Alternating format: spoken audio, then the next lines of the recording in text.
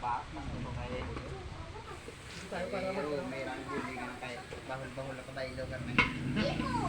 Ito kita sa buli kay baboy patawi ka na.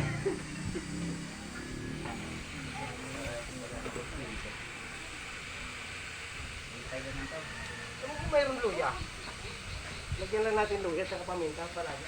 Parang unahan mo na yung pagluluto bukas ha. Sinampalukan daw yan na. Oo. Ayun.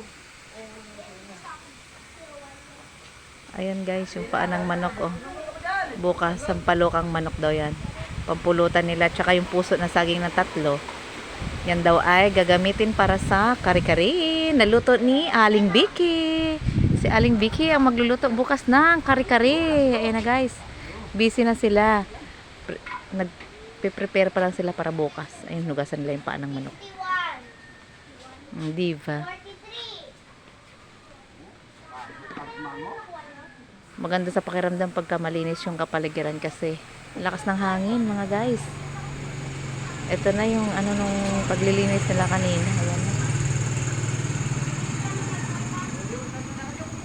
Pakukuluan na ata nila yung paa ng manok.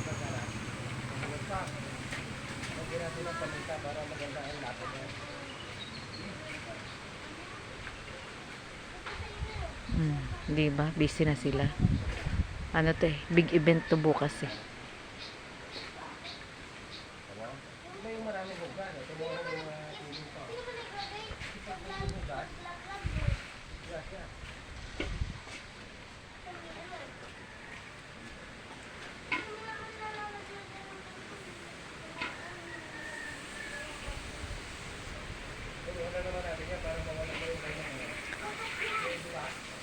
Kanilag ko ang sikino.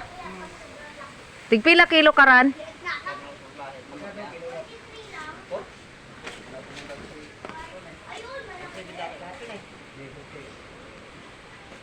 Pila?